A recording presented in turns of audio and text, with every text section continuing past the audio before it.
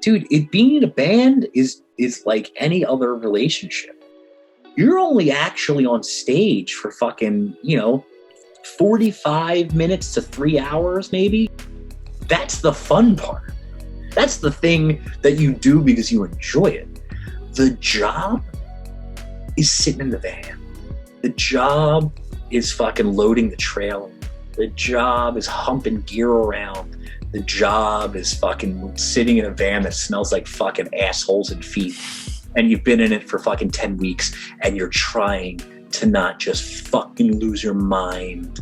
That's what you're getting paid for, if you're even getting paid, But you do it because the payoff is that sweet, sweet nectar of 45 minutes of playing those fucking tunes that you and your homies worked your dicks off for to write and to present to the fucking crowd.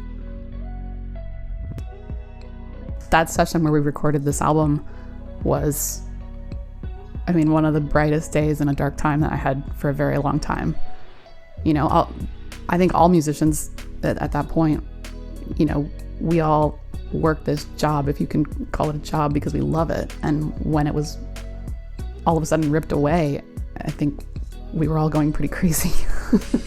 Not playing music with other human beings for months on end was really intense. And, to just walk into Tom's studio and sit down and just play. And, we weren't rehearsing, we weren't playing songs. It was just like, this is everything that's been stuck inside for the last, string of months. So here it is. What do you got? And then it just, that's what the record is.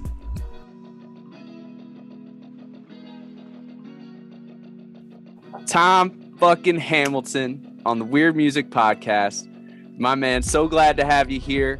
On this episode, we're going to be talking about Lacuna, a new improvisational project between Tom and Holly Bowling. You're actually going to get to listen to an interview with Holly that I also did here as a part 2 in this episode. And I'm sure, many of you are fans of Tom from J-Rad, from Brothers Past, Ghostlight.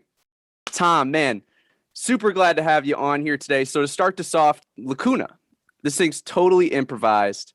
And man, so talk to me about your perspective on music that's perfectly like refined and scripted, and compared to music that's more like loose and raw. Like, what do you think it is about music that's not necessarily like exact, that can be so great? All right, dude, we're coming in hot.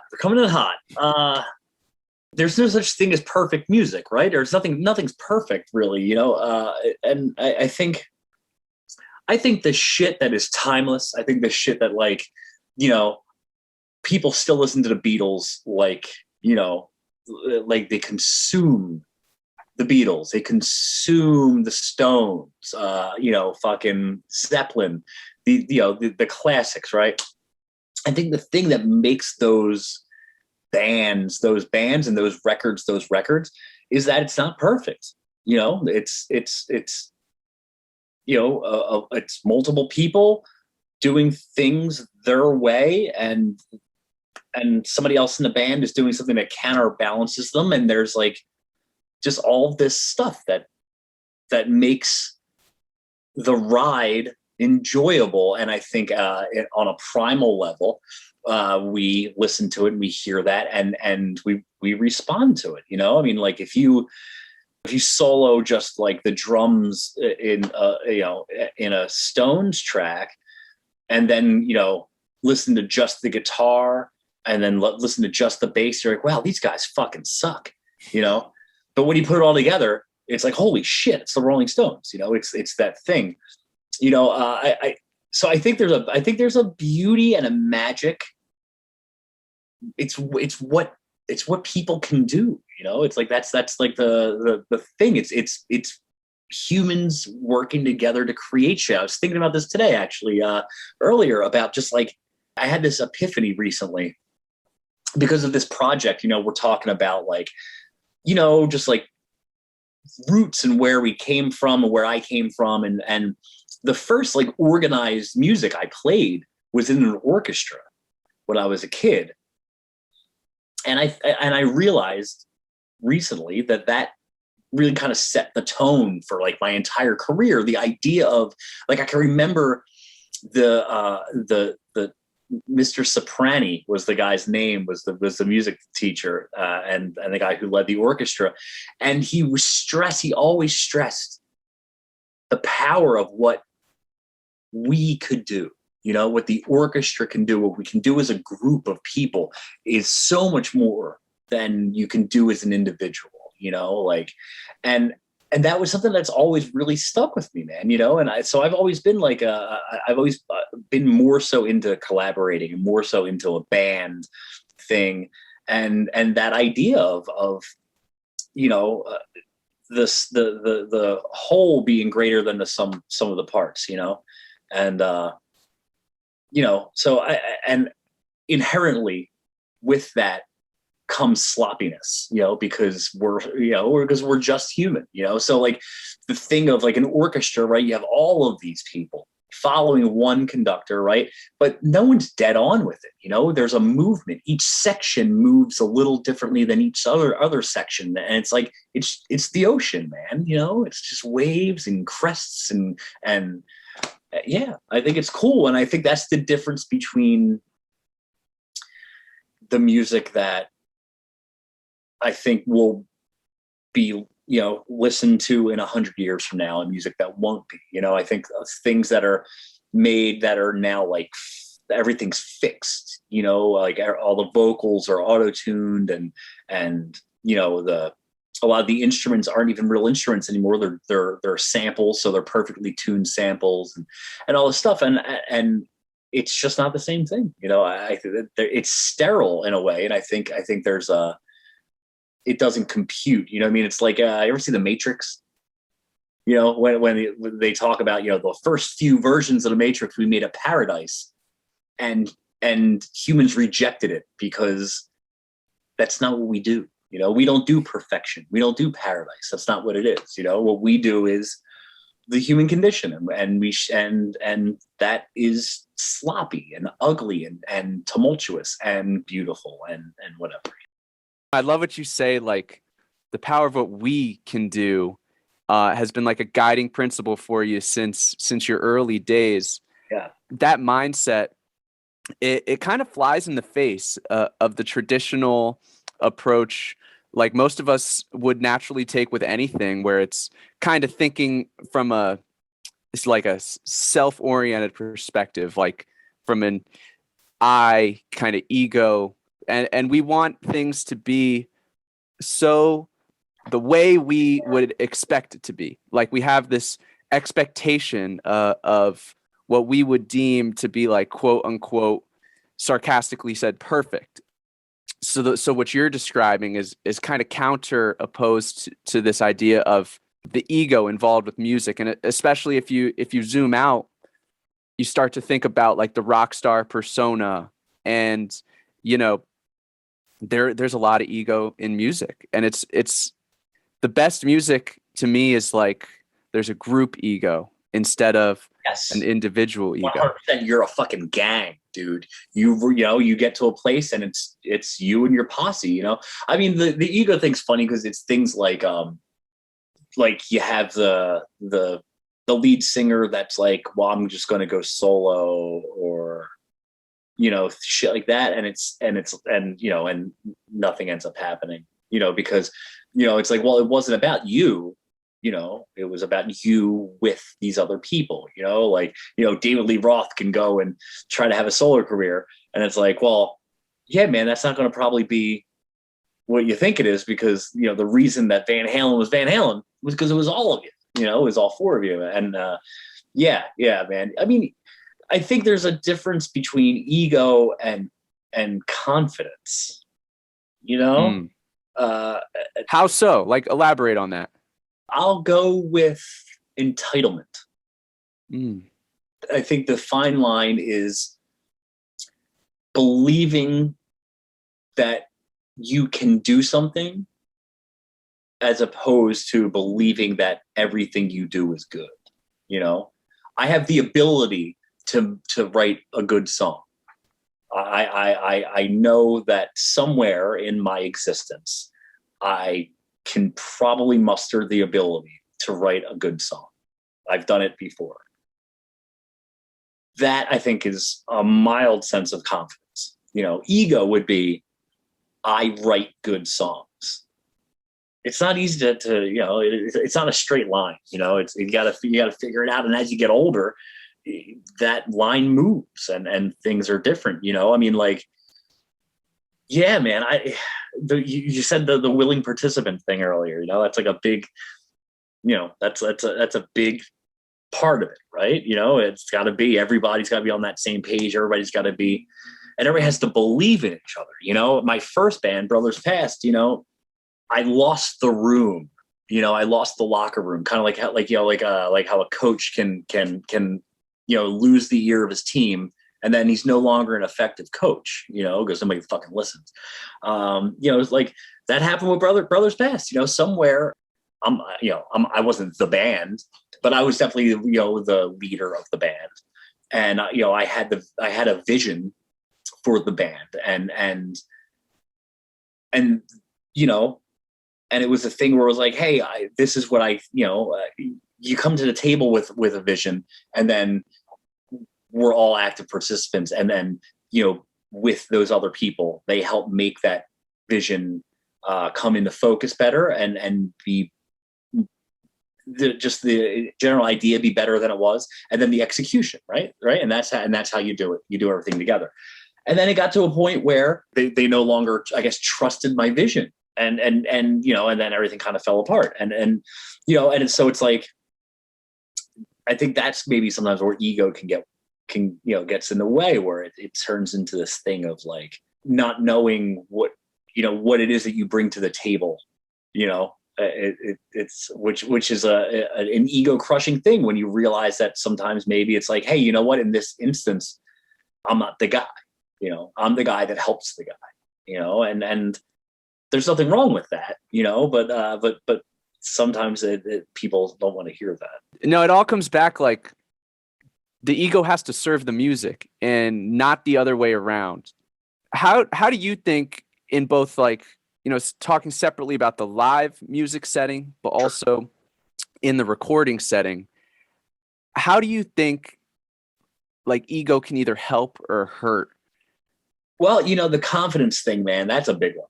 I can't stress that enough. I was talking with my girlfriend about this today, actually. I haven't written a song. I haven't finished a song in years at this point. It's been a few years. The last record I did was the last Ghostlight record. And even that wasn't, that wasn't a personal album. That was a group record. I was writing an album for a band. It's a different thing there. I'm not trying to represent just myself. I'm trying to represent everybody.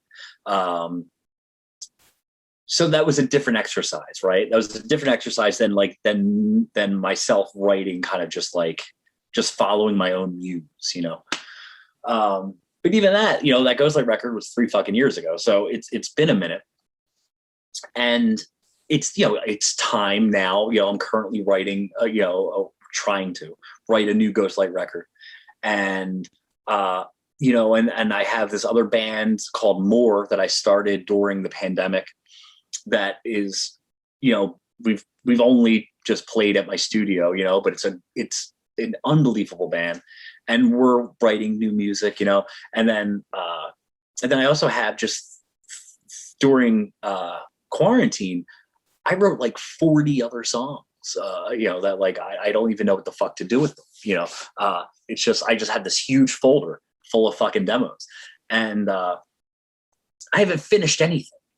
And it's because that confidence that I had when I was writing 3 years ago, it's been laying dormant. It's a muscle. So I have to now fucking start over. It's like, you got to start over. You got to get the little lightweights and kind of just, and then build it up and build it up and build it up. And, so like a bit of advice to the younger is to not let it atrophy. you know, like make sure you're keeping up with it, man. You know, don't like build yourself up and then take a year off and then try to just like pick all the weights up again, you know, try to keep it going, man. And ride that little wave of confidence that you could have, you know.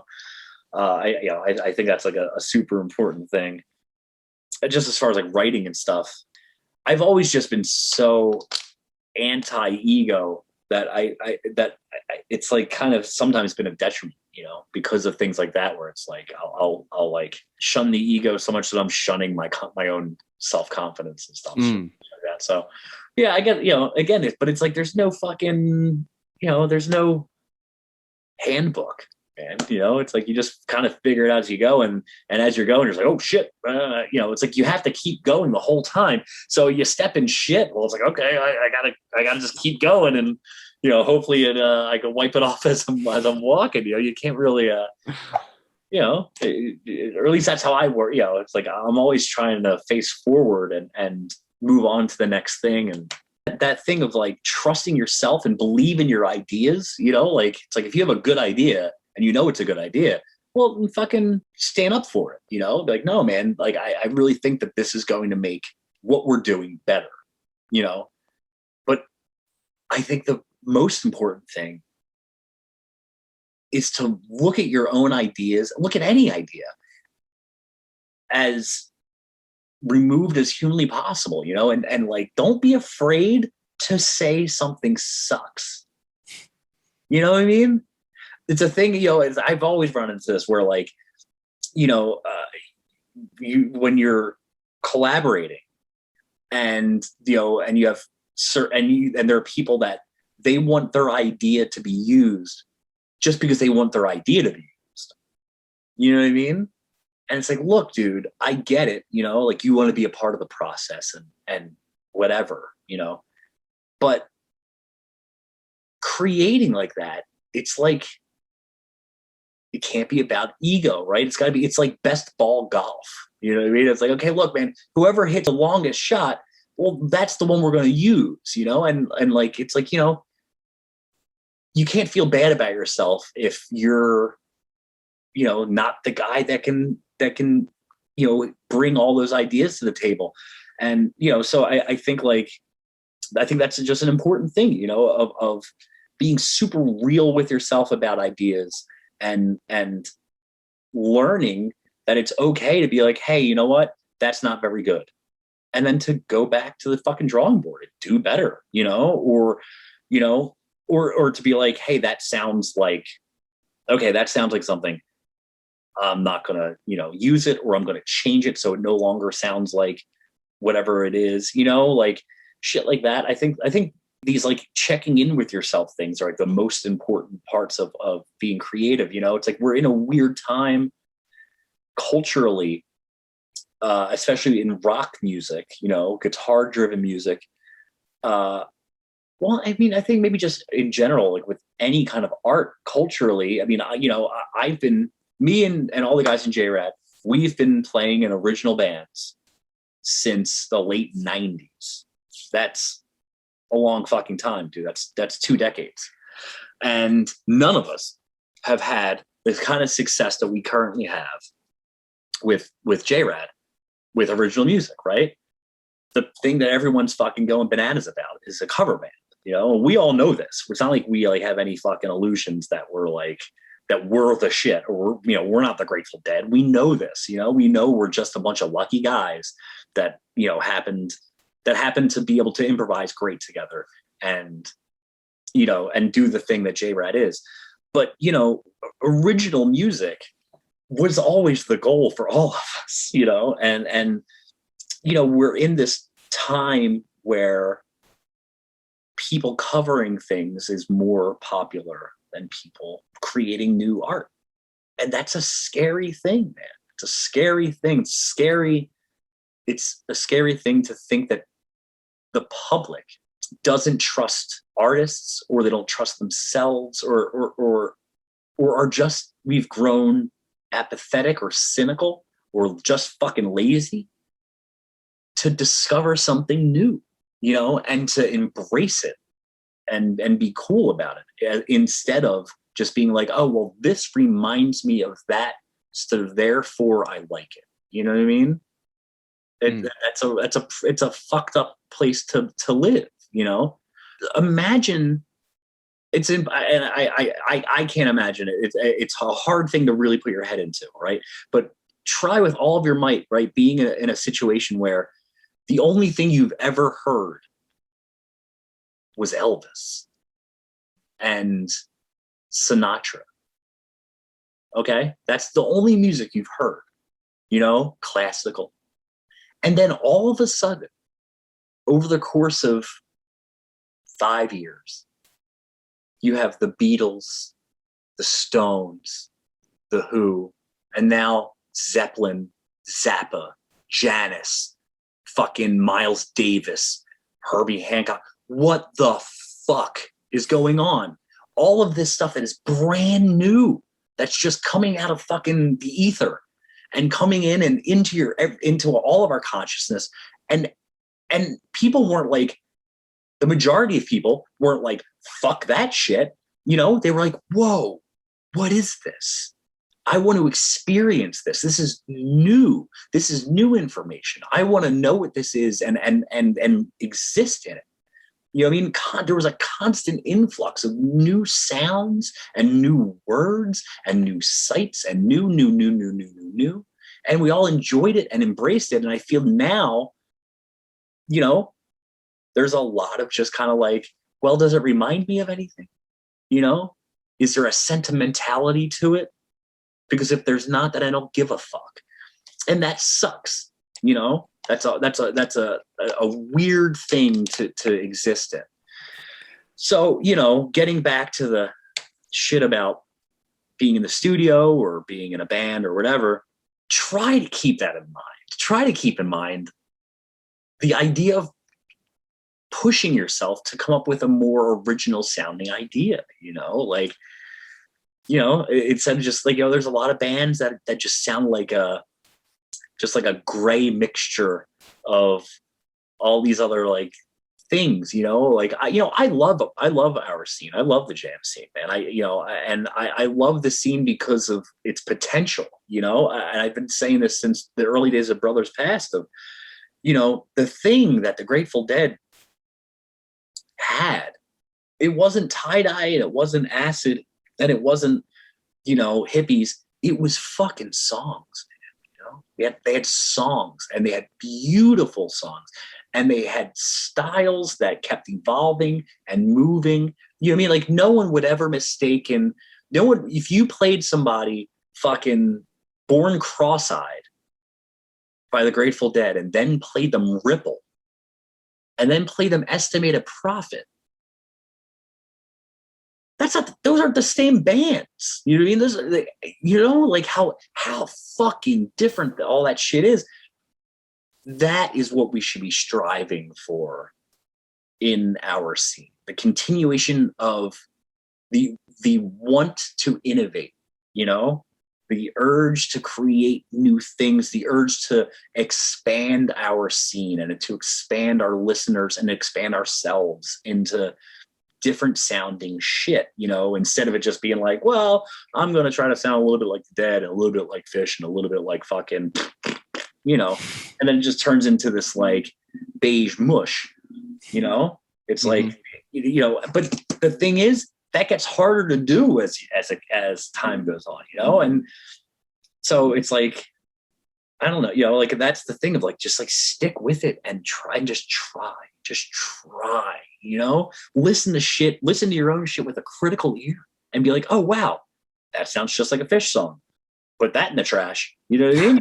It's okay to say that, you know. I throw out 96% of the shit I write ends up in a trash can because it's like, oh yeah, you know, that kind of reminds me of a Dead tune, or that sounds like a Radiohead song, or whatever the fuck it is, you know, because it's just like someone's got to censor you, you know, you got to censor yourself, you know, you got to like give yourself a bullshit meter, you know. It's like, all right, bro, you know, clearly I've been listening to too much, whatever, and you take the idea like, okay, I need to like turn the perspective on it or whatever it is to just make it different and you know, And collaboration, man. Collaboration is a big thing. That's how you get new shit, right? It's like, well, you have this thing and then you have this thing, and these things were always like two sovereign situations. But what happens if if you make them fuck and come up with something new? I'm like, okay, well, there it is. It's like, that's what rock and roll is. And like intention, intention is a lot of it. Like, well, why are you doing it? What's the point? Are you doing it just to hear yourself Are you just doing it because of that? I used to always say when I made records, I was trying to make, and I still do, it's trying to make the album I wish I had in my record collection. And I feel like what has happened is that attitude has turned to wanting to recreate your favorite record in your record collection. You know what I mean? And it's like, well, you don't need to make that album. It already exists, like, let's make one that doesn't already, that you can't already just pop on. It's so difficult to see life through like child glasses, like through like newborn, everything that we process with our lives, like, is in relation to what we already know. And that blankness of, like we talked about it earlier, having no expectations. And that's so difficult to get the mind like away from all our past suppositions and what we relate things to. Like even as listeners, like, we all have friends that they love XYZ genre music and they're just like not too open to anything else. And it's because their mind sees everything as relative to their compass. And, maybe this is a good time to talk about how psychedelics can change that. Sure. Because for me, that literally is what happened. I'm 25. I only knew about hip hop music until I went to college. And, flip of a switch, I'm starting to get into all this other stuff. And yeah, I mean, I'm super grateful for that because not everyone can kind of scrub off their glasses. You know what I mean? Yeah, man. I mean, it's that perspective shifter, of like, you've been looking at life like this the whole time you've been around. Then somebody gives you maybe, some acid or some mushrooms. And all of a sudden you look at it from this side and you're like, oh shit, that's a whole different thing, and yeah, man, it's a bit of a perspective grabber, we're being able to zoom out and see things in a bigger, different way, I mean, dude, a lot of the same shit with me, man. When I was young, I heavily experimented with hallucinogens, a lot of LSD, and it definitely was a humbling experience, like that ego killer type of thing. And I'm not saying, go out there and do drugs, kids. But, I mean, it is a thing, man. It's more so than ever now, I mean, like, you got younger generations like yourself where everything is everyone wants like an artisanal life. You know what I mean? Like, I want a custom life. You have your social media and you only let in what you choose to let in, like, well, I don't want to see that. That's upsetting, or this is this, or whatever. It's like, that's not really how the fucking world works. I mean, the world doesn't give a fuck what, the world doesn't give a fuck at all about any of us. That's not how this thing operates, so anything that I think we can do that can help us see that and to really like understand that there is a fully functioning and completely unforgiving world out there outside of our bubbles.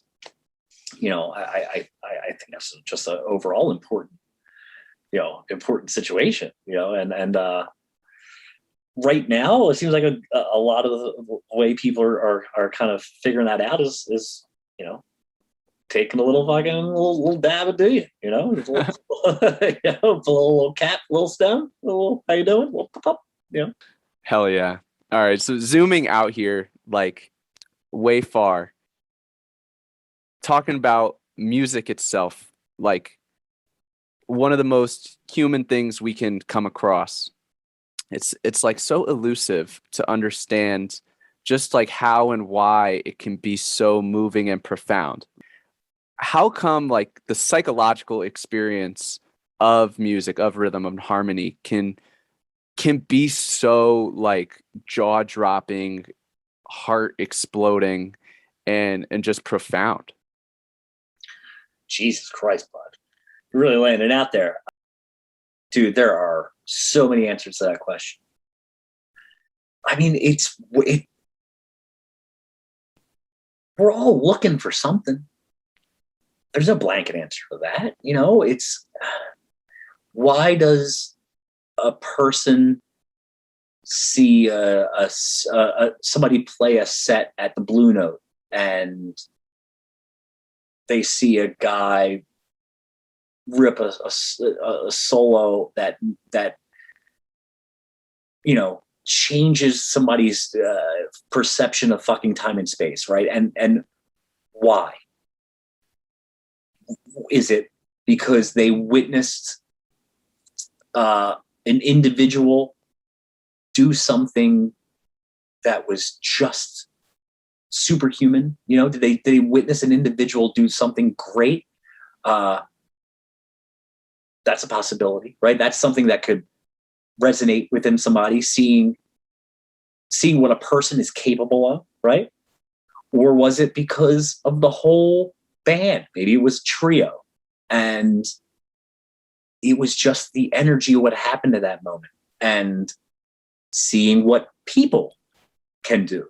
Maybe they needed to see that. You know, I mean, dude, like we all are flawed, fucking, and lonely, and you know, and we have these holes in us, and music just fills those holes, and the holes are different for everybody. You know, it could be because of a fractured relationship with a sibling, or a parent that wasn't there when they were growing up, or a ex-lover, or a current one, or losing a child, or having a child, or I mean, it could be fucking anything, man, that the human condition is just dishing out to you. And in some way, shape, or form, music helps us make sense of it, you know, whether that's love or loss or why, you know, I don't know. These are the things that I look for, you know, like, I'm always just trying to understand the human condition more, and what it means, and put that into whatever the fuck it is I'm creating. And maybe somebody hears that and it helps them, and maybe somebody hears that and they think it's dog shit. I don't know, who knows, but yeah, man, I think I just think we all have our own bullshit that we're all dealing with, and I think art can help us make sense of it sometimes, or at the very least make it not hurt as much at the moment. Yeah, like talking about music being healing and like therapeutic, like I feel, a lot of what therapy can be is feeling heard and seen in such a deep way that maybe you've never fully heard and seen that part of your subconscious that, someone is really trying to let you look at. And the case with an emotional song that, someone's listening to it, and then they're whether they like it or not, they're relating to it in a deep way. And it's this feeling heard and seen. It's, it's very introspective, or at least it can be. And then you take that, but then there's another side of the coin where it's just like, amazing electronic music, or just like super red hot funk, and you're on mushrooms then That's like, you feel it your whole body. You're just like, oh man, this fucks, like you can't help but move, or you're right, and like you feel it through your whole body. Yeah, man. And that's a whole other thing. And it's just as important as, the other side. It's like, there's no right answer to it, man. It all serves a purpose, and whatever that is. People need that other shit because they need to maybe escape and to just get lost in a rhythm, and yeah, I mean, dude, that's why we're all into it, because it's fucking crazy and there's no real answer. It's as much of a fucking mystery. It's as much of a mystery to me today as it was when I was fucking 4 and like listening to like a Beatles record, that my parents played for me, and like having my mind blown. It's yeah, and the feeling of not being alone. The human condition is a lonely, and to hear somebody put into the world, to express into the world the inexpressible, what you found to be inexpressible. That's a powerful fucking thing, man. I mean, I remember I found Springsteen when I was like around your age, and it blew my fucking mind. This guy being able to guide me through my 20s is basically what happened. If you listen to, I mean, obviously there's a big generational difference, but listening to like the Born to Run record, and then what's after that, Darkness the Edge of Town, and The River, and you listen to these albums, and Born to Run is you're going into the world with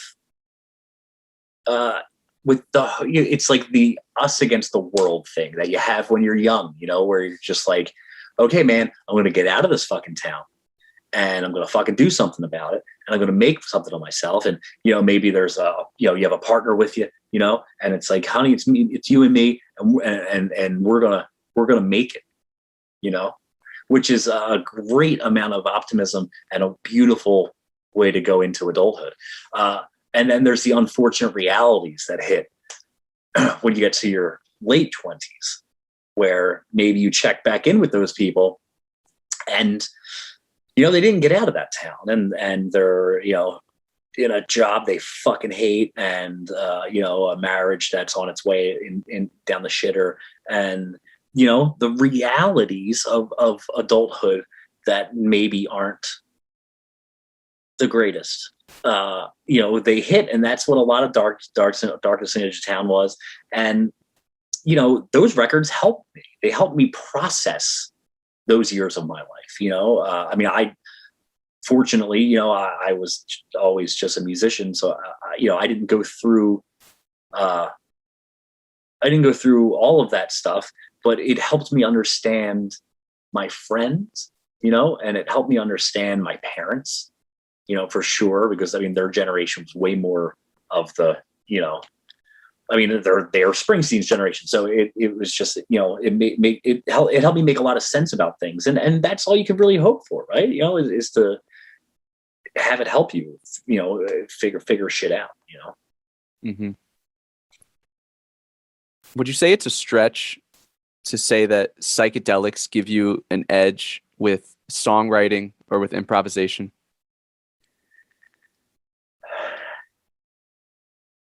No. I would never say that's the case. And this is just one asshole's opinion. Whatever you can do to get out of your own fucking way is going to give you the edge. I know this guitar player guy, in the scene, loves the jamming, but it's like, it's a lot of me, there's a lot of ego involved in it. And the dude has never never even smoked pot, and I don't think, he's a super straight edge guy. And I don't think the solution to that would be, hey man, here's a 10 strip of acid, and, and a eighth of sour diesel, go figure it out. Like I don't, I think it's just, the same thing can be accomplished with, meditation or therapy or, whatever it is, it's just whatever it is that's going to make you. And again, this is just what I look for in group improvising is the first thing that you're worried about is what is best for the band.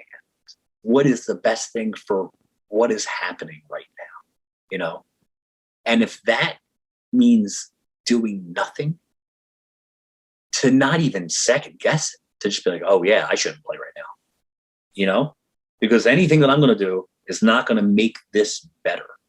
So I'm going to wait, There's a lot of time in J-Rod shows, man, where I'm just going to chill here, because we don't need more information right now, Scott, Dave, Joe, Marco, they got it, or even if it's just Scott, Dave, and Joe, and me and Marco will just kind of be like, kind of not playing it, because it's like, hey, we don't need to let them talk, let them do the thing, it's not about this guy.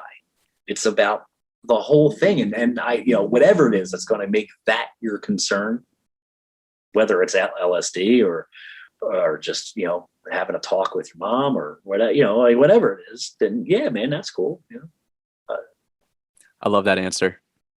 So my next question, Tom, you've played with amazing players, You've lived the rock star's dream. You've shared stages with the Grateful Dead, probably like sold out Red Rocks, whatever. All these goals, sure, quote unquote.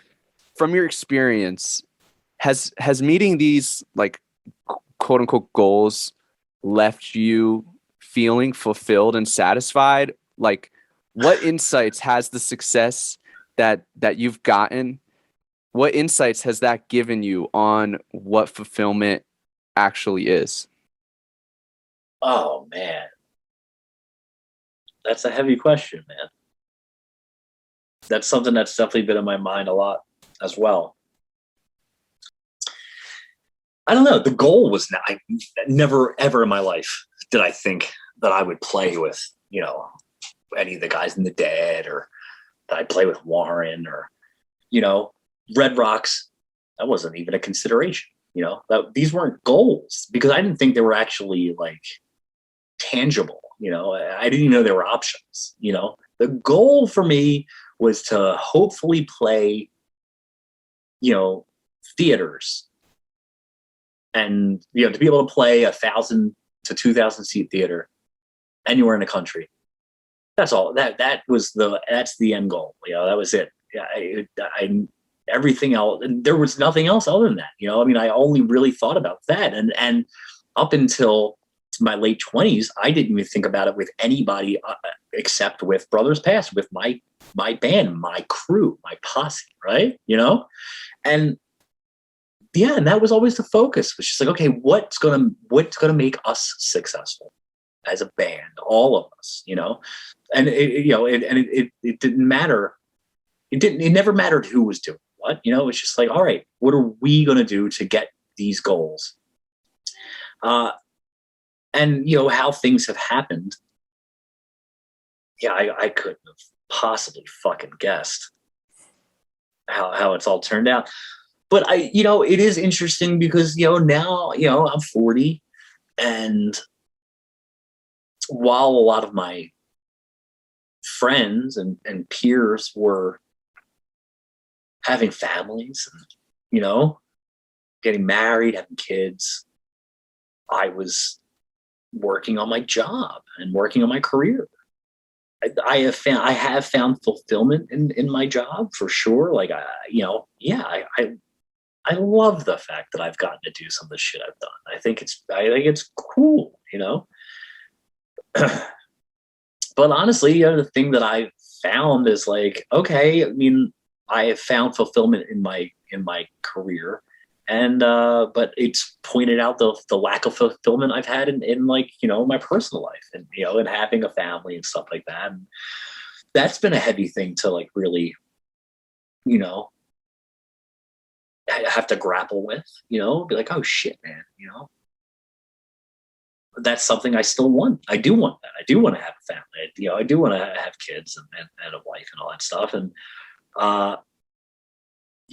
yeah, that's it. It's just, yeah, that's a thing that that's what fulfillment in my job has brought me, which is realizing the other things that are lacking, and, so that's been an interesting thing for the last few years, and that's been something I've been like, trying to like process and trying to understand, so I can, so I can write about it, and I'm sure it's not just me, I'm sure it's a thing, and and I feel like it's probably a thing for more so for your generation than mine, because you poor fuckers are, coming out of school in debt and with no fucking job opportunities. You know what I mean? Like, it's like, you guys are getting pretty fucked out there. And it's like, even if you wanted to have a family, a lot of people just have to wait. They can't, because of the, economic realities of what's going on in our country today. And that's hard, man. That's a weird thing. And, this used to be a place where, it was expected that you would have a family and stuff right out of school, and now, even if you wanted to, a lot of people can't. And I find that where I am in my life, I can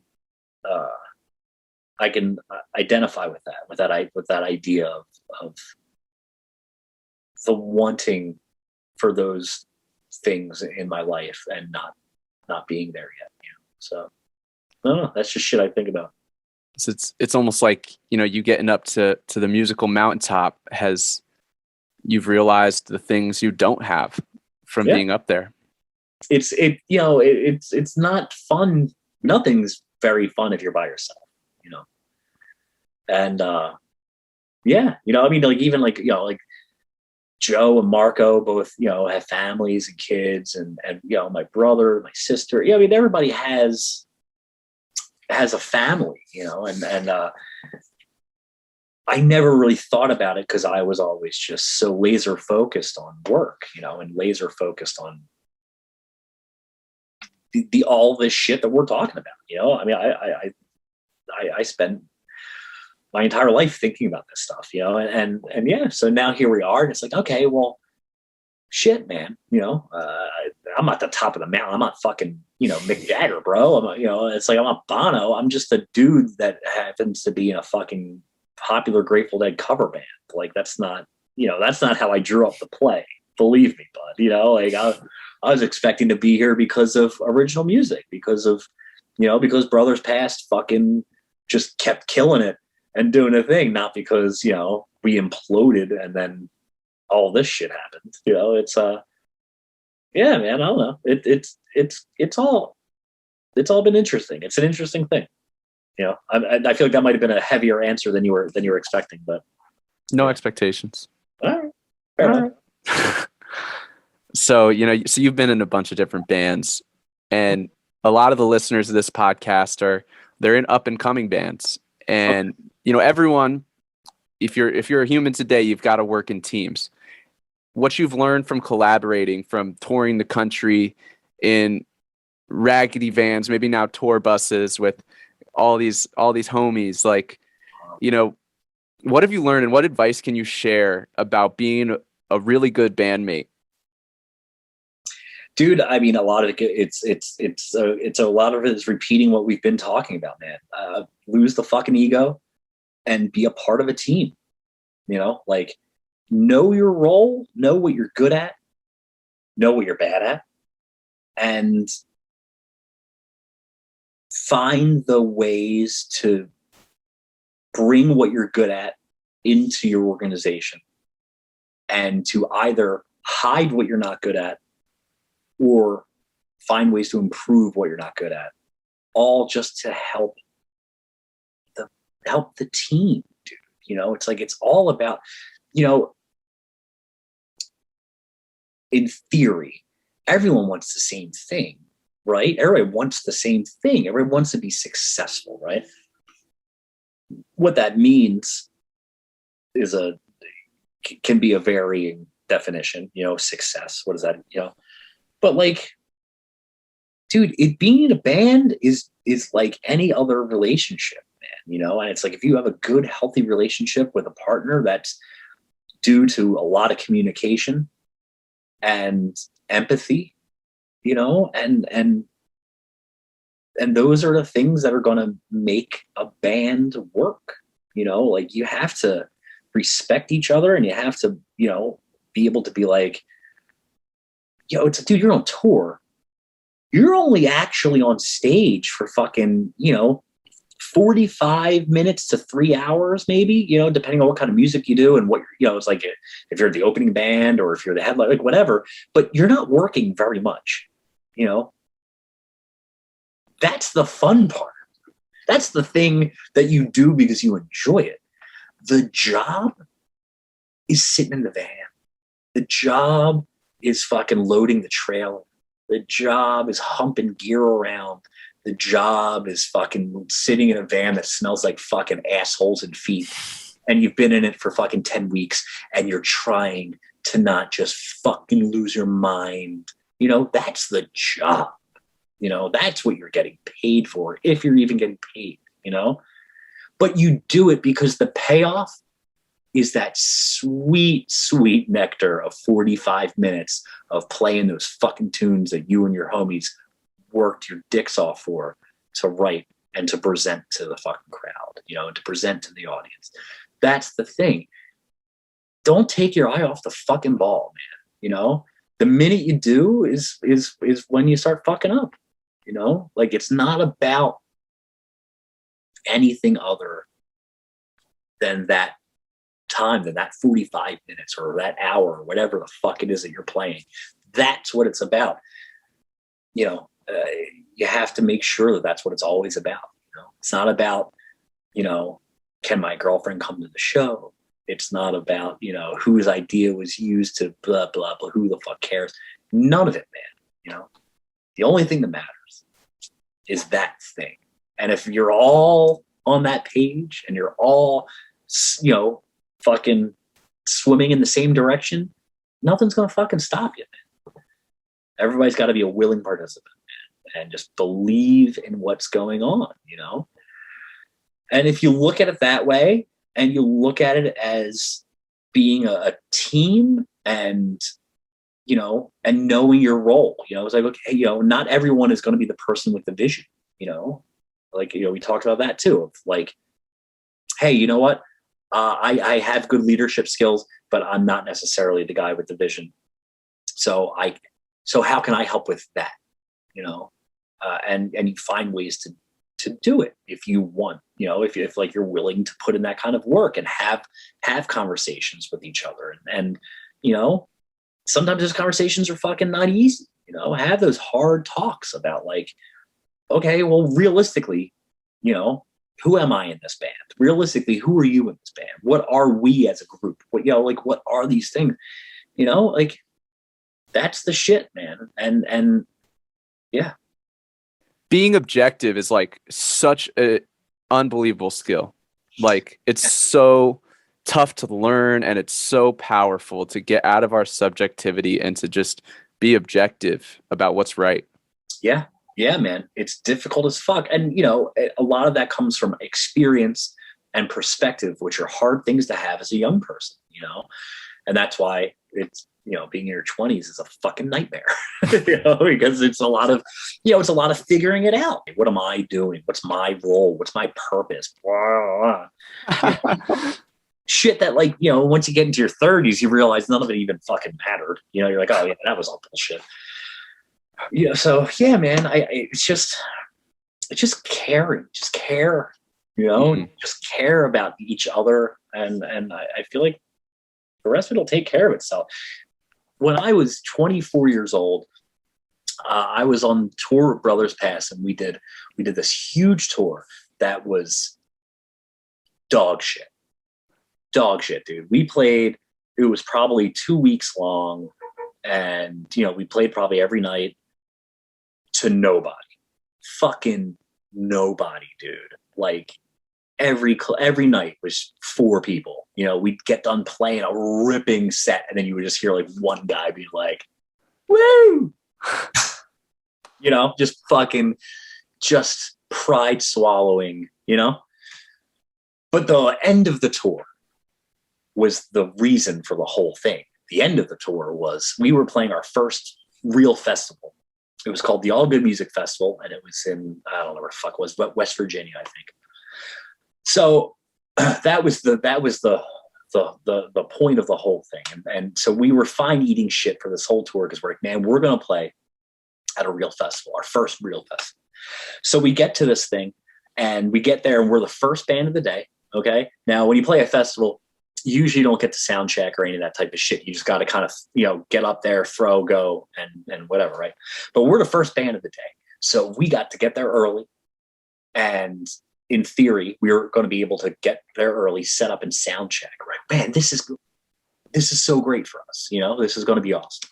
So we show up to the venue, and it is 12 o'clock in the afternoon, and it is pitch dark, just black. The sky is fucking black.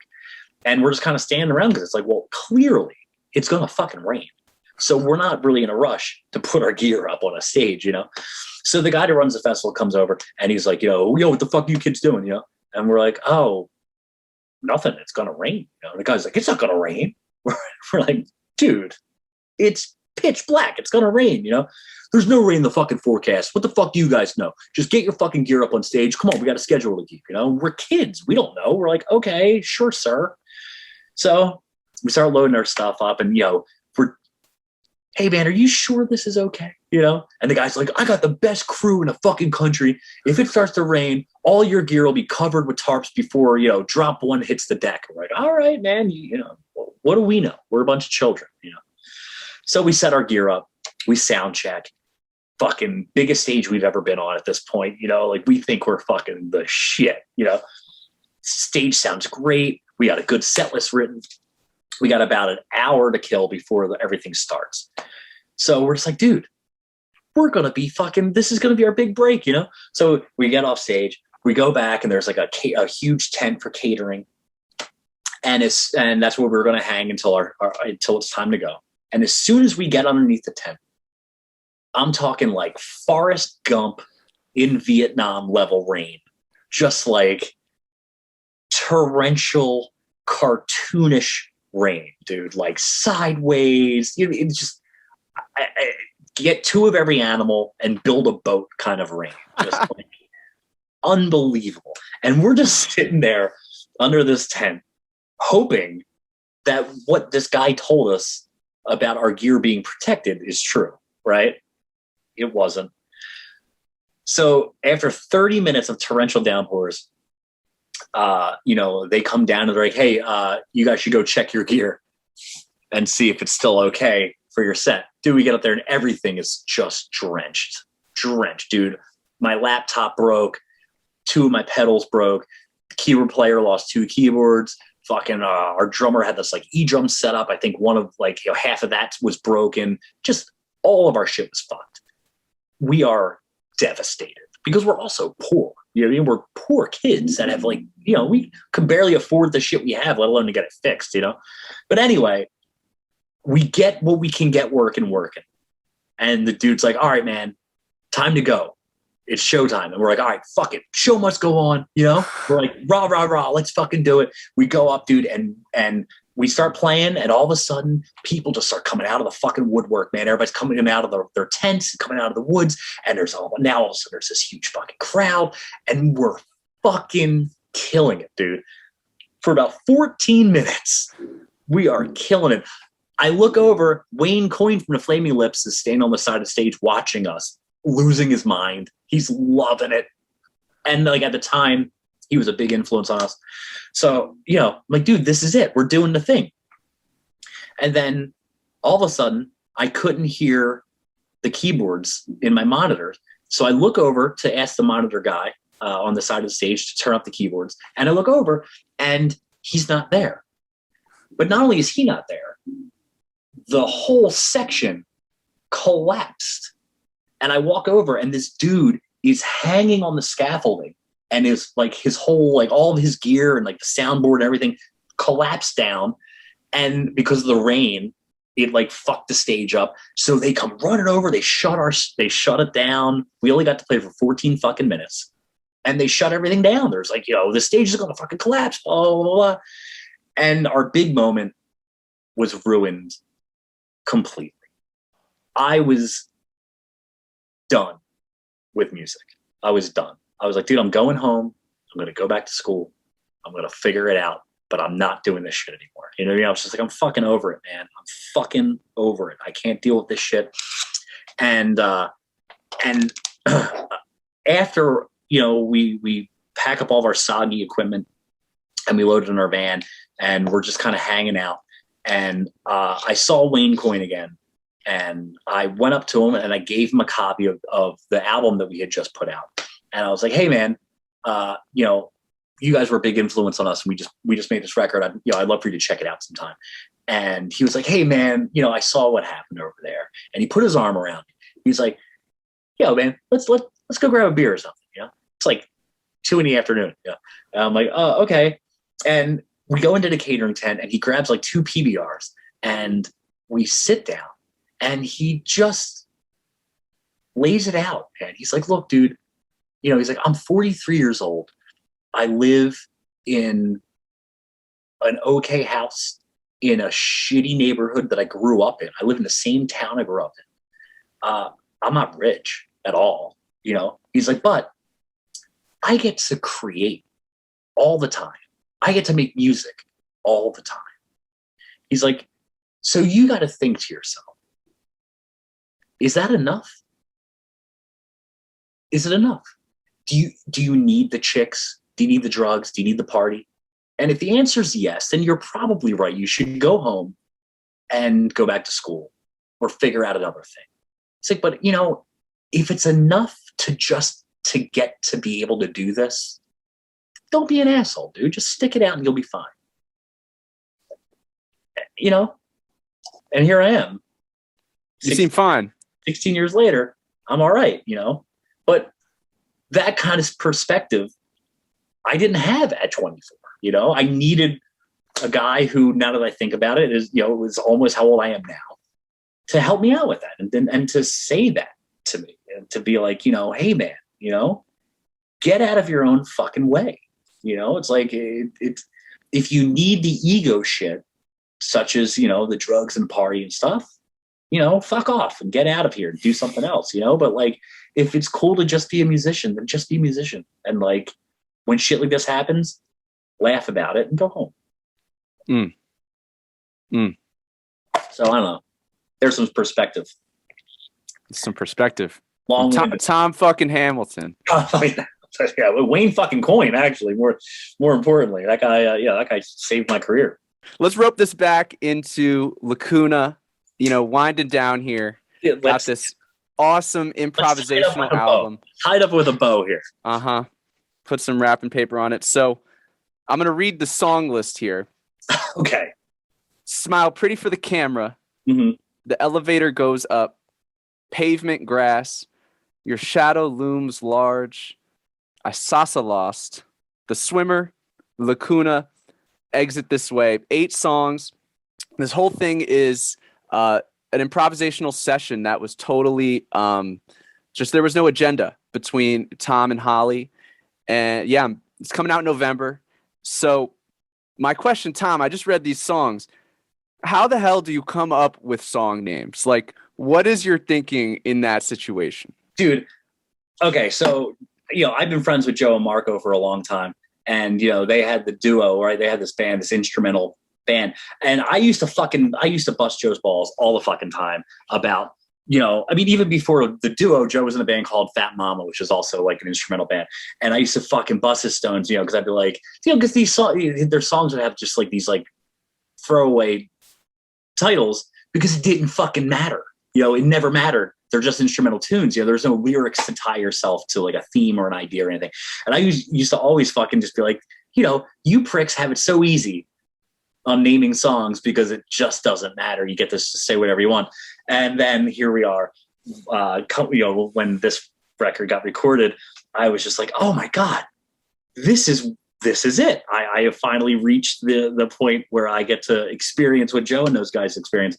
And it was great. I just got super stoned and listened to the album. It was just like, so, like you said, so this thing was, Holly and I, we just walked into like the live room in the studio, and we just started playing. We didn't talk about anything. We just started playing. And then 50 minutes later, we were done playing, and that was it.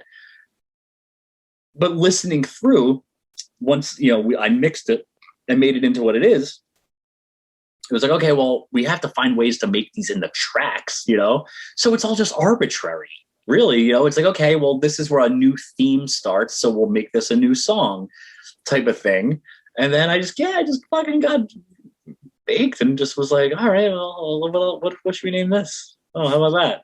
Oh, how about this? And then, and Holly just had a baby, so she was very busy, and so I just wrote down a bunch of shit. And I was like, hey, what do you think of this? And she was like, yeah, okay, that sounds great. And there we are. There wasn't much, fortunately, there, but I also didn't want it to be something like, I didn't want it to be something that like was just completely meaningless, so I feel like the titles at least are kind of cool sounding, or like have if you think about it while you're listening to it, it's something I feel clicks, where it's like, oh yeah, okay, I can understand why they said that, or whatever. So hell yeah. So there's a Lacuna tour going on. Yeah, that's gonna be exciting. We'll have some dates. There's gonna be in the description of this, so check it all out. Tom, man, thank you for coming on here, being Tom, letting your Tom flag fly. Don't even know what that means, but you're welcome. This shit was awesome.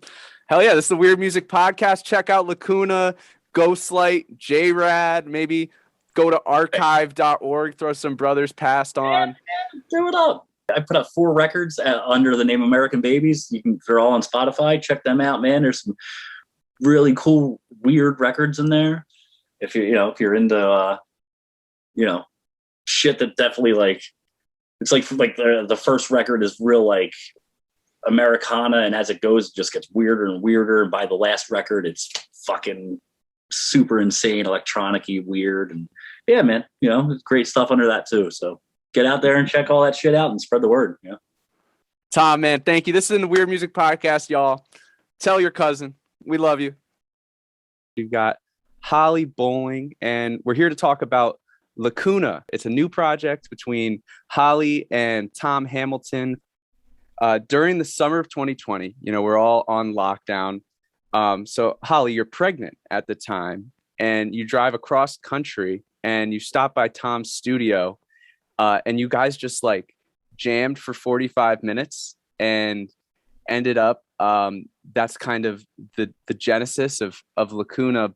Like it's all one take. And, was this all improv? Was there any kind of scriptedness to it? So the whole thing was entirely improvised. There was nothing scripted. We didn't even talk about, the form of it or the structure or anything we wanted to do or how long it would be or what we were even doing it for. We were just playing to play. At that point in time, no one was really getting together and making music unless you all lived in the same place. And, I hadn't played music with anyone else in months, and I was out there. It was just, let's just play. And that's what came out. So it wasn't until later that we kind of listened back to it and were like, oh, maybe there's something here. Maybe we should do something with this. And on the press release, I'm gonna quote the press release here, everyone. It says, so Holly says, I felt more and more comfortable in those in-between spaces. That's really, I've been wanting to spend my time, and with Lacuna, that's the entire thing. And to start this off, Holly, I'm interested, like, what do you mean by those in-between spaces? Like, what are you getting at with that quote? Well, usually whether Tom and I are playing in Ghostlight or whether I'm playing solo piano stuff, there's always the familiar, right? The songs that everyone knows. And then there's the improv that happens in between those sections. And it's the in between stuff that is where it gets to be brand new. And, that is this entire project. There are no songs. There are no things that anyone's heard before. There's nothing familiar to grab for. It's all improvised. It's that unknown that is what makes live music so exciting to me, really, right? You don't know where it's going to go. The audience doesn't know where it's going to go. You're completely on the edge of the moment, whether you're the listener or the performer, finding out what's going to happen next. And this like laser-like focus of just creating music in that instant. And that is what's really exciting to me about seeing live music, about performing live music. And that's this entire project.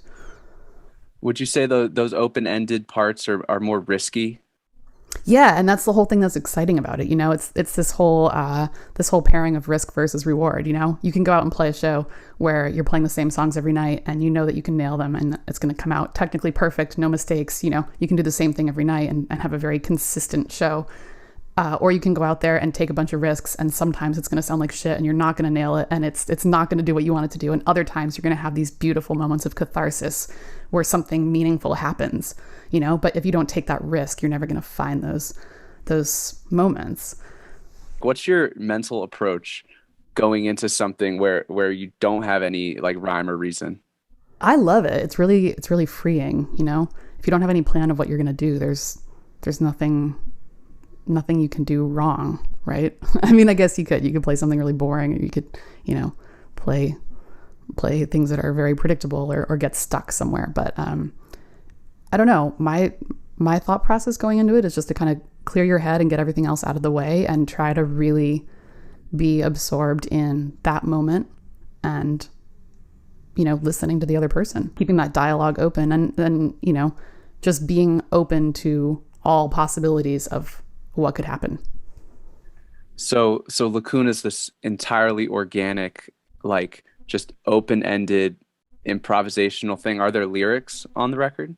No, it's all instrumental and it's all acoustic. So, I think when you think of acoustic piano and acoustic guitar, you think like, oh, this will be like maybe like a light folky kind of duo or something, which is like completely the opposite of what this thing is, right? There's acoustic piano and acoustic guitar, but we're using all kinds of effects and just playing our instruments in really unexpected ways. I'm drumming on the frame of the piano. I use a lot of ebows and percussion mallets and all kinds of weird stuff. I'm plucking strings, and Tom's doing similar stuff on his guitar. And so it's really just like looking for all of the different sounds that we can pull out of these acoustic instruments, even if they're not the sounds that are, I guess, meant or expected to be coming from them. So I'm curious, like in the moment, like, so you're in the middle of an improv, like maybe you have like no conscious thought going at the time, but kind of what's your compass? How are you approaching actual phrasing and composition in like a phrase by phrase basis while you're improvising? Like, do you have your sights set on kind of like a best possible scenario? No, man, I don't think about it like that in the moment. It kind of just has a trajectory of its own that carries you. And I guess, a really good, when you're talking about these long form improvisations, it has to have direction. It has to have an arc. There has to be sections, and it has to have spaces where you can move away from what you've been doing and leave space for a new theme to develop. But I don't plan that in advance. Tom and I, when we improvise, we don't really plan anything in advance. That's the whole point. It's all listening. It's all listening to each other, but then kind of also to your intuition. Would that be kind of a stretch to say? No, I don't think at all. It's intuition. I mean, when you play improvised music, it has a mind of its own. It's an animal that you're kind of along for the ride. Like you're in control, but you're not. And so part of it is just letting it be what it's going to be, and then committing to that and making it happen. So backing up here, like improvisational music, it's at the forefront of what this podcast is about, like probably like what your life is about. And it's kind of against the grain. Like it's not the traditional musical path that most people will take. So like Holly, when you're growing up and, really forming a connection with playing music, Did you always did you ever expect yourself to be this type of musician that you are today? No, I really didn't. I grew up playing classical piano, which is a really different thing, right? Same instrument, same acoustic kind of setting, but everything that you're gonna play is already out on the page. It's just the interesting parts is in how you play what you're playing, And so I think there's a sensitivity to playing that kind of music that informs what I do now, and really, I think my biggest takeaway from that is that level of detail and focus on, I'm going to play these 5 notes, but how exactly do I want to play them? With what kind of inflection, or how I want to stretch the timing, or which one I'm going to lean into more and give more emphasis to. Like those little details when you're playing in an acoustic duo that's instrumental and improvised can take it from feeling flat to having shape and having, letting it say something more powerfully. But when I was growing up playing classical music, I don't think that I was ever imagining I'd be playing all improvised sets where I'm reaching inside the piano and grabbing pieces of the instrument. Was there like a month in your adolescence or in your college years where maybe you went to a string of Grateful Dead type shows, or you went and saw Phish, and then you're like, oh, now I want to really improvise? Was there a time where you kind of shifted from playing more classical music into playing more freeform music? Yeah, for sure. It wasn't like I just woke up one day and decided, wow, I heard someone improvise and that's what I want to do. I had these concurrent things going on in my life where I was in college doing a degree in piano performance and really immersed in the classical world. And then I was also, running off and missing school to see as many Phish shows as I could. And even when I was younger, I grew up listening to the Dead and also listening to, Beethoven concertos and stuff like that, that I was studying. So I had these kind of 2 worlds that eventually collided and, formed my musical self into what it is now. So it was basically there from the start, but ultimately somewhat gradual. Yeah, I mean, it took me a long time to kind of meld those 2 worlds into something cohesive that felt like mine. The big moment for me was I did an arrangement and transcription of a 37-minute piece of improvisation that Phish did, a version of their song Tweezer that they played in Tahoe years ago.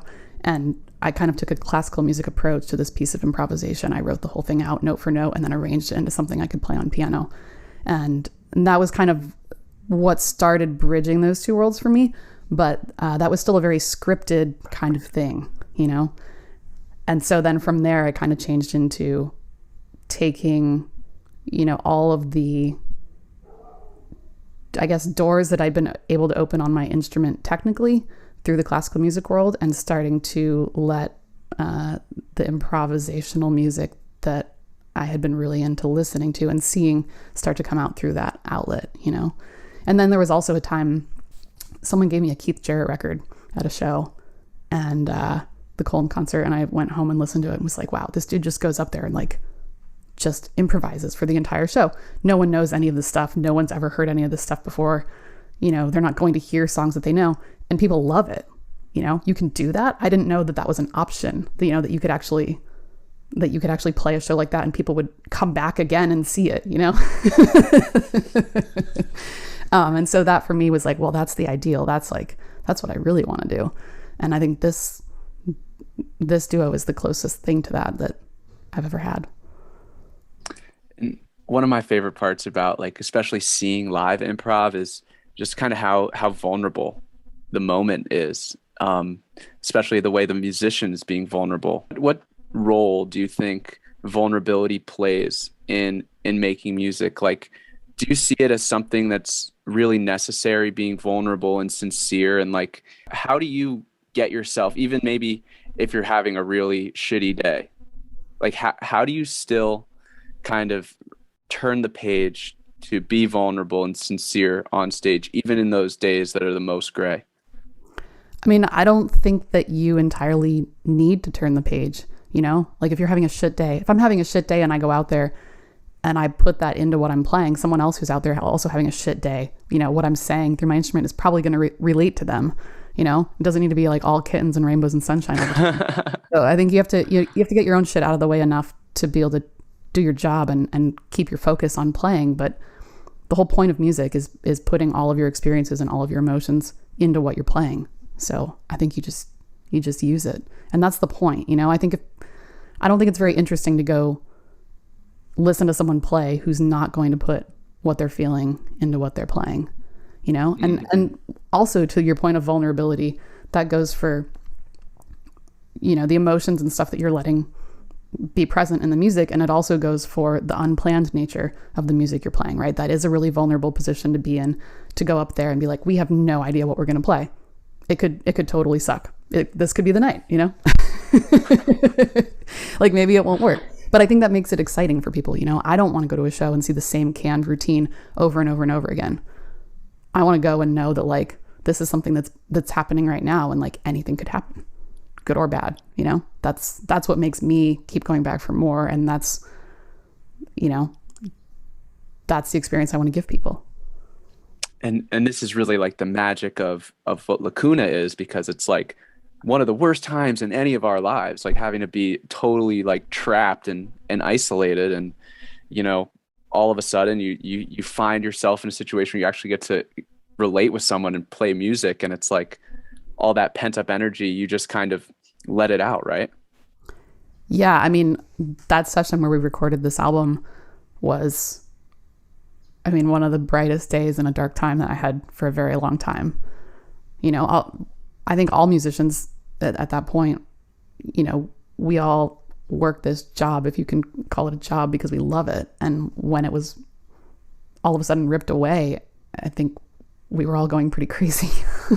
I mean, I know everyone was, and everyone's got their thing that, or multiple things that they lost during COVID, but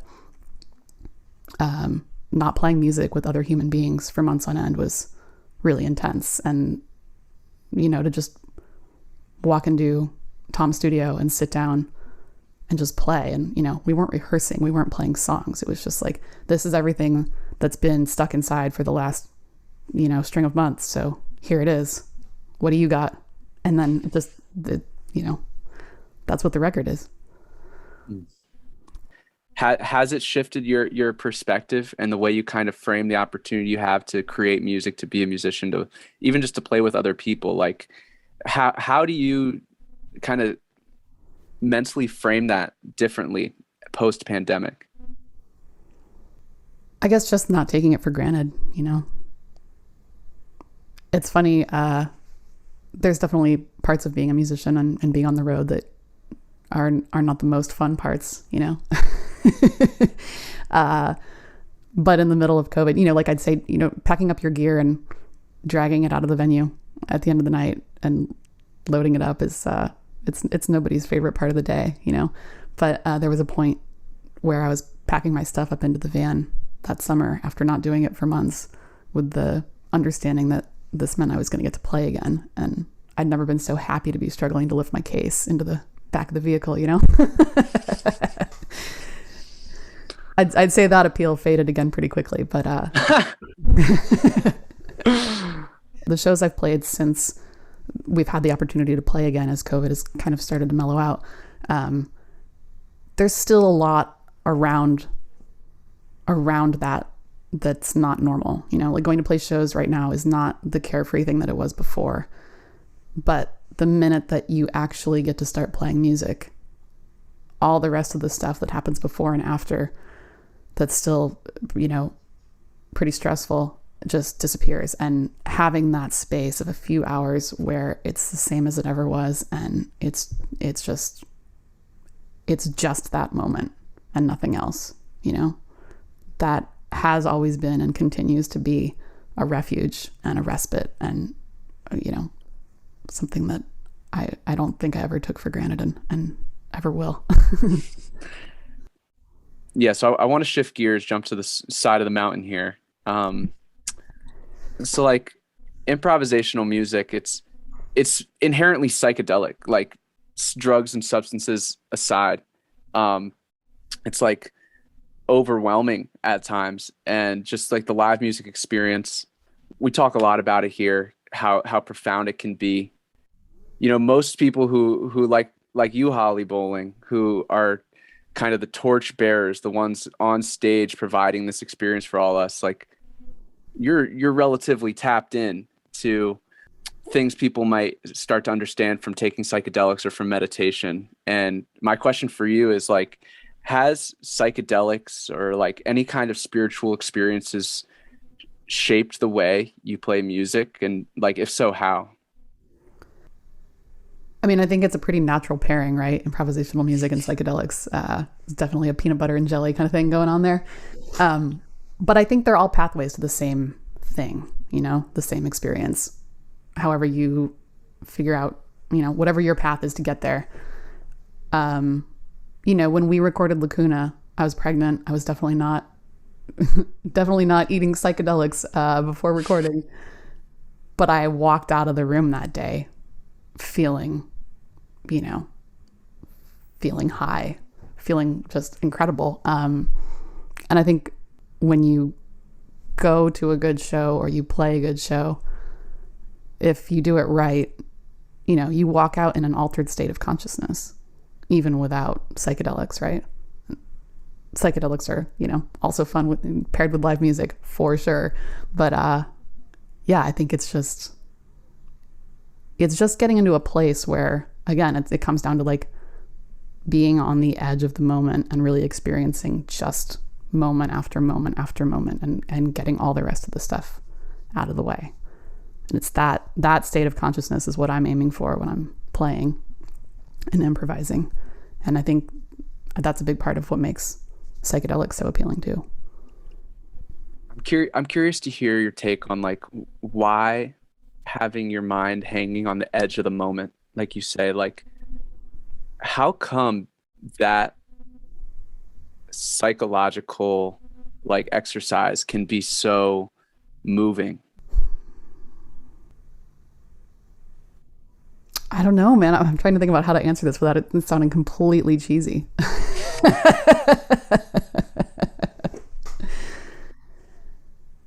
I don't know. I mean, I think a lot of times we're caught up in what has happened and what's going to happen, like the last thing and the next thing. And then you miss the thing that's happening, which is really it. You know? This whole, you know, amazing thing that we live for, this like altered state of consciousness from live music. Let's say like your like niece or nephew were listening to this interview. How would you describe how awesome it is to them who just like frankly would have no idea about like kind of what we're talking about here? I mean, I think it depends how old they are, right? I think that when you're a kid, that is how you live. I mean, that's the whole thing. Like that's what we're all trying to get back to, right? It's like childlike joy and wonder, and you're just doing the thing that you're doing, and you're not worried about like, am I late? What time is it? What am I supposed to be doing? Well, you know, what happened to this other thing? What is that person thinking? You're just absorbed in what you're doing, and that's a joyful thing. Do you feel like dark music and music that, you know, is anything but joyful and quote unquote like nice and fun, like why do you think that can be so healing? I think it comes back to that vulnerability and connection thing. You know, it's feeling understood. You hear someone, you know, put something out there musically that you instantly know, like they understand what I'm feeling or what I've felt. You know, that kind of human connection, I think that's what we're all looking for. And, you know, this is funny because we're talking about like instrumental music with no lyrics. There's nothing on that level to say like, this is what this is about. You know, this is what I'm going through. This is what you're going through. But it's there. Spending so many of my years playing instrumental music, I have always felt like there's just as much to be said there as there is through lyrics and actually assigning words to the music, you know. I think part of what's cool about what we're doing with Lacuna is it's creating this kind of this landscape, this open space for people to really have like a intense internal experience while they listen to it. You know, I think in the live music scene that both Tom and I play in a lot, there's a really different setting for the music, and it's a really, really intense like outward expression. You know, people are like dancing and it's super loud and it's like this crazy, crazy party. And I want this to be just as intense of an experience, but it's like, it's like seated in a quiet room and you can really like go explore a lot of those places, same places, but in a really just a more inward kind of way. And I think we're creating the space for that to happen. With this long form, very patient improvisation with a lot of quiet corners in it. It's just a different room to step into and spend some time in. It's coming out in November. Definitely excited for that.